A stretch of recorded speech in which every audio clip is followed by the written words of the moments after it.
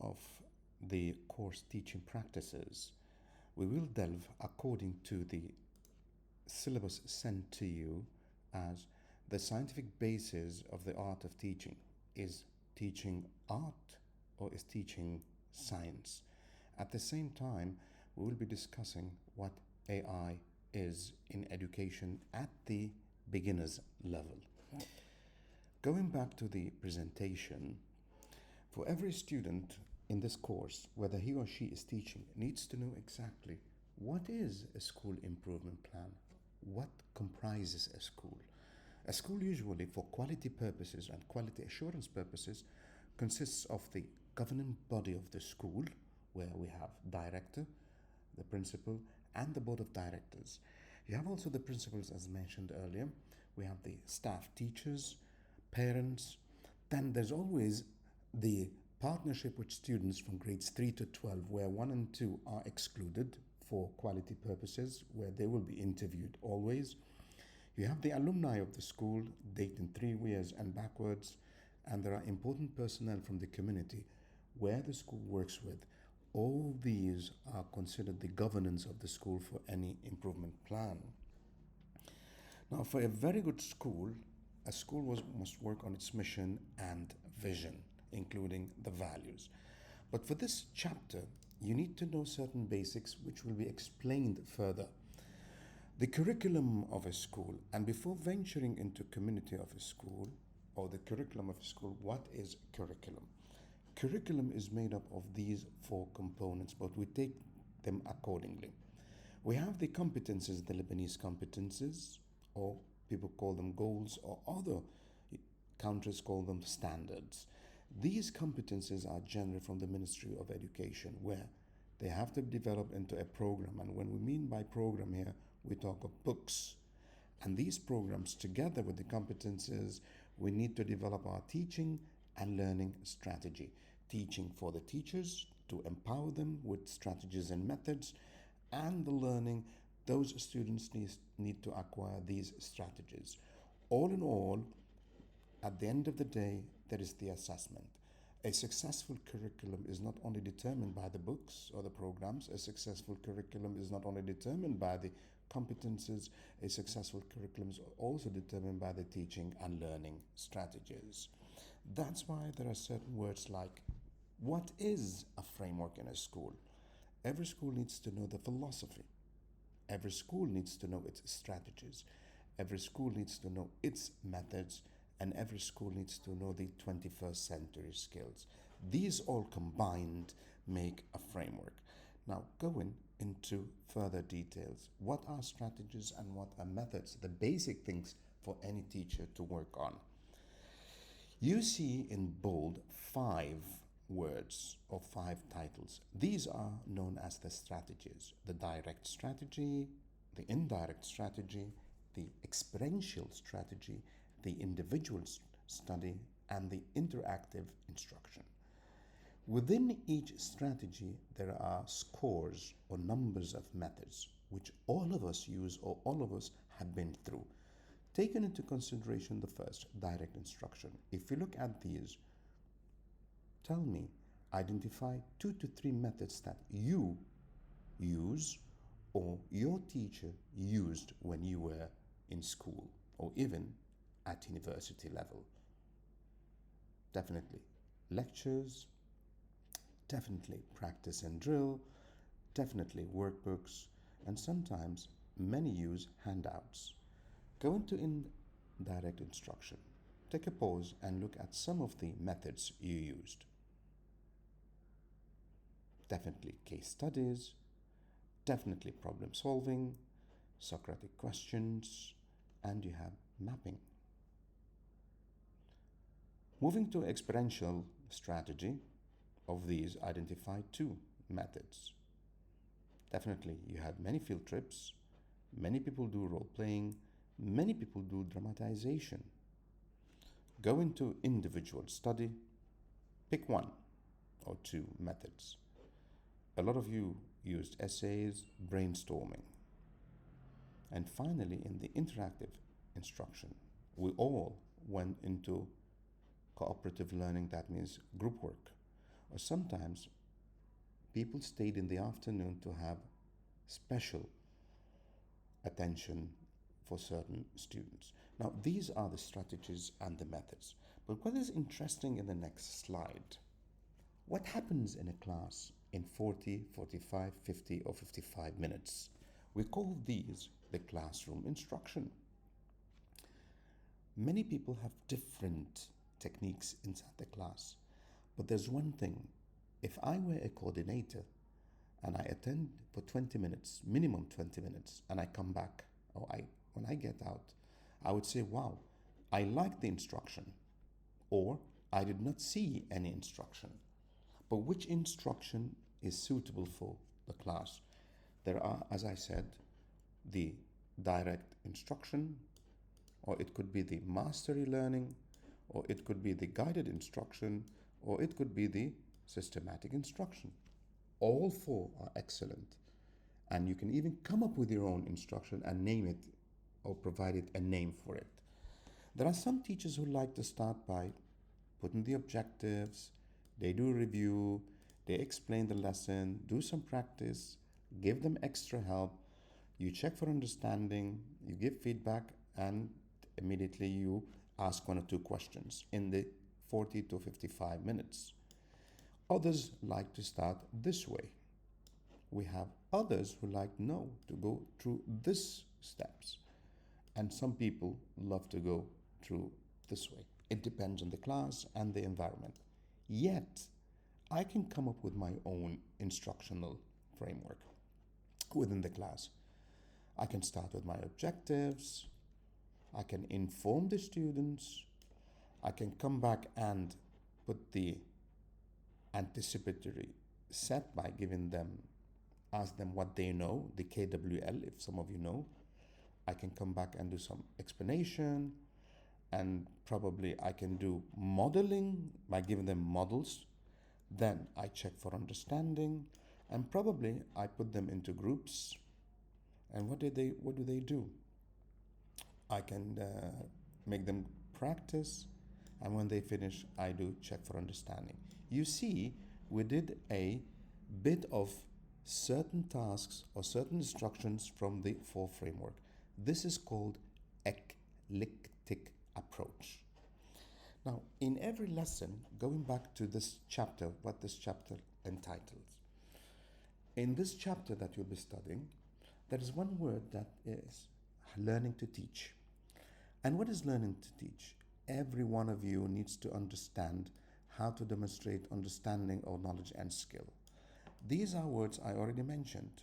What is standard? What is a competency? Or what are goals? You saw that in the PowerPoint. And we explained what the elements of curriculum are. We talked what the instructions are. And we know now what is assessment. Later on, we'll see what professional development, which are the training sessions. We go down, there is something called how the nature and domain of knowledge. This is extremely important.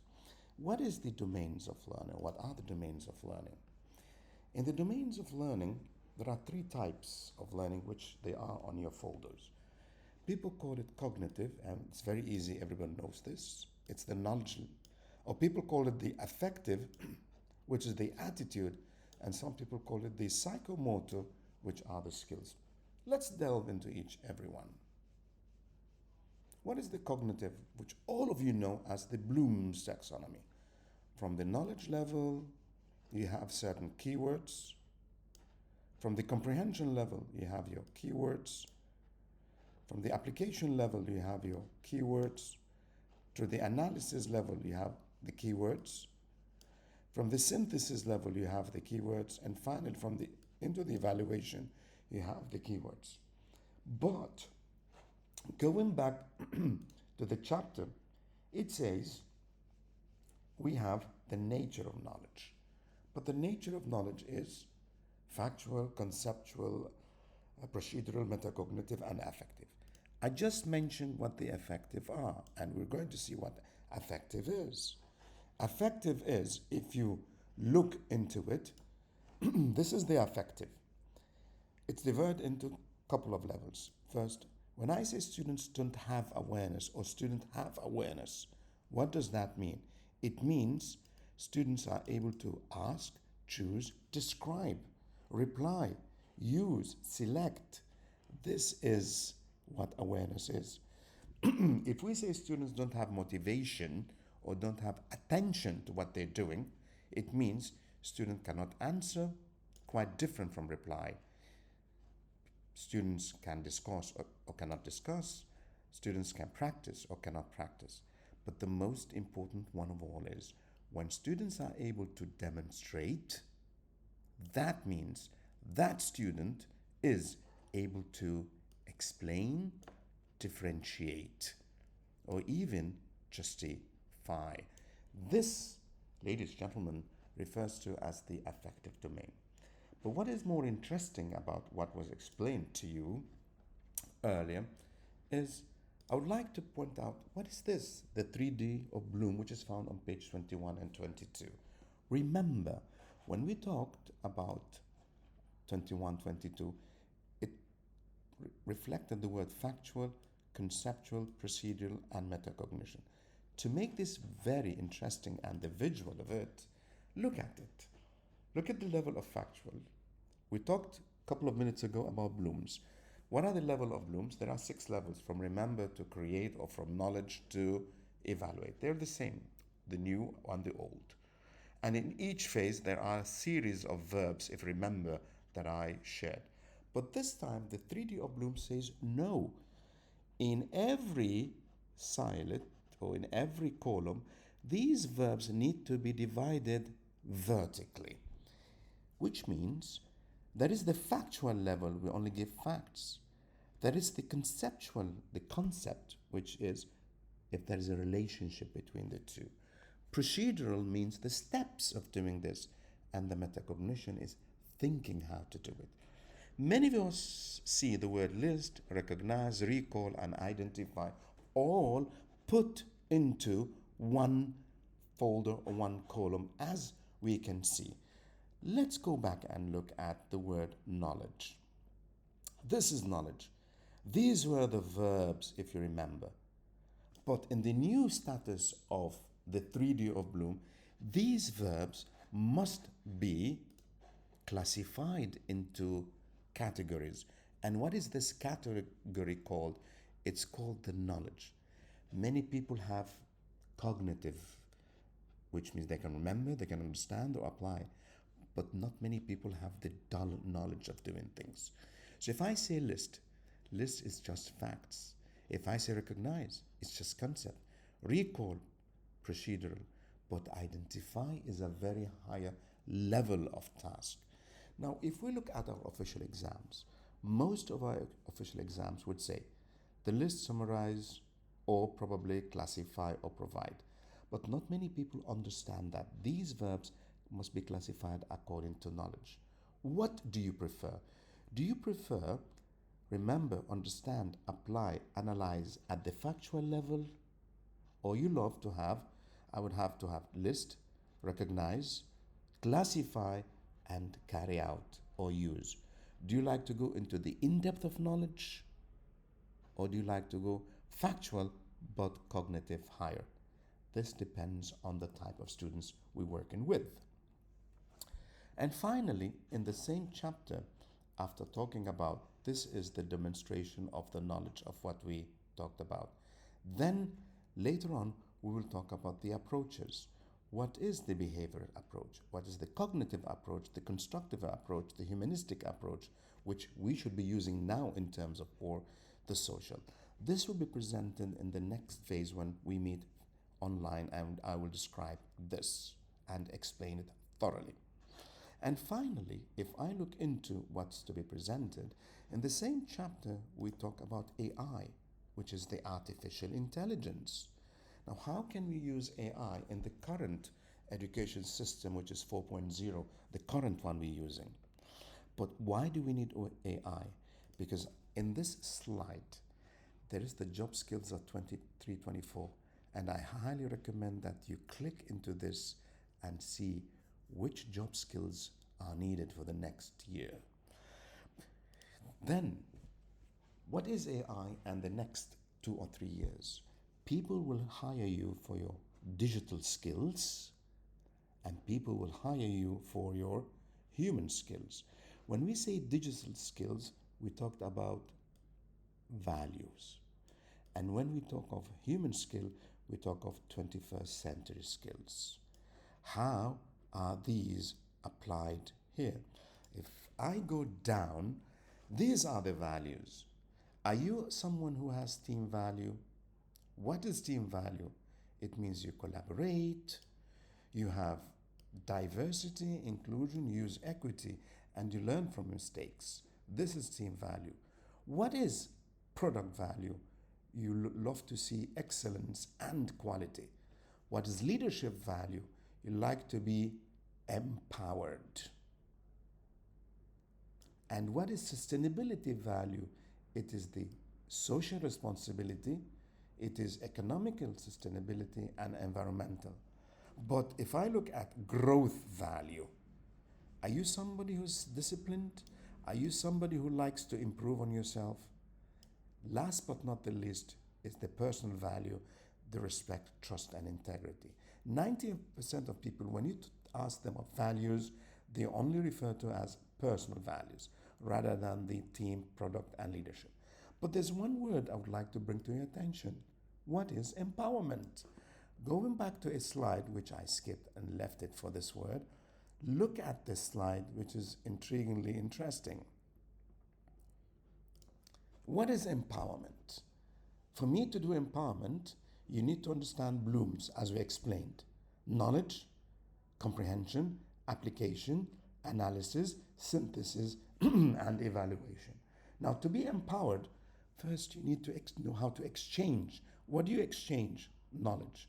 When I say you are somebody who can enrich or is enriching your students, that means you know how to comprehend and you know how to apply. When I say enhance, we're talking of analysis. When we say extend beyond, that means you're somebody who knows how to write. And if I say empower, it means you're somebody who knows to exchange, enrich, enhance, extend in order for you to be empowered. This, ladies, we come back down to the 21st century skills I mentioned. What is the 21st century skills? Look at the 3 competencies: cognitive competency, interpersonal competency, and finally, intrapersonal competency. But in the cognitive competency, we have 1, critical thinking, 2, 3, 4, 5, 6, 7, 8. These skills are 8 on the cognitive. The interpersonal, if you count them, there's 6, from teamwork to interpersonal skills to conflict resolution, responsibility as a leader, self-presentation, and social influence. And finally, when we say of the intrapersonal competences, we look at the 8. 8 by 3, they're supposed to give you 24 skills. Do we, in our schools from grades 1 to 12, complete these 24 skills? Statistics and data show we only use 4 to 6 of these skills. That's why our 21st century competencies in schools are very low. Now, to go further, there is a faculty survey which I did. It says 3 reasons instructors are not using AI. Because 62% don't know why or how. 42% do not know enough about AI. And 26% don't know even how to use it. Now, 3 factors for considering AI. Because 68% believe it's going to be a very good tool. And 54% would believe it's a reliable tool. 53% if they are confident in using it. But my best slide is, what is the importance of AI, which we'll be going throughout the course. It improves your academic skills. It improves your academic resources, how to get links, college integration at university level and even at work, and your personal development. This, ladies, is again an interesting. What are the aims? The only 2 aims I will help you with is Resources on AI, I will provide you with many resources, and I will provide you with the trends of teaching. All they are linked. Do we know what lies ahead? No. Every one of you needs to download this, which I will also provide. How do we use AI from K to 12? It is out in French, it is out in English, and it is out in Arabic. I will be posting you the English one. And finally, remember when we talked of Bloom's taxonomy, from knowledge to evaluation? There is also the taxonomy of AI. People should understand that AI has level 1 and 2, which is knowledge and comprehension. It is known as recognizing and understanding AI. Now we will understand in the next slide what is recognizing and what is understanding. Then you have to critically interpret data, which is 3 and 4. What is 3 and 4? It means application and analysis. And finally, AI, you need to know the ethics, because many people misuse AI. You need to know how to ethically use AI, which is synthesis and evaluation. Let me explain only what is recognizing and understanding in the next slide. You see, this is for a beginner's level. For you to understand AI, we need to understand our students. We need to tell them what the ethics are. We need to tell them the techniques of using AI and to which problems we will be solving. Now, to end this slide, for you to understand before we explain it later when I meet you, this lady was very interesting in her quote, Timit Gebru, and I left you the link. She said, AI is not the future. AI is the present. We need to learn how to live with it, work with it, and create a better future. I would leave you with my quote. I believed AI is a game changer, that universities and schools need to be ready for as soon as possible. And if its development is not engendered, that means embedded into our curriculum, our system will be endangered. We will fall back. Thank you very much. This is my personal contact, and then see you in class online.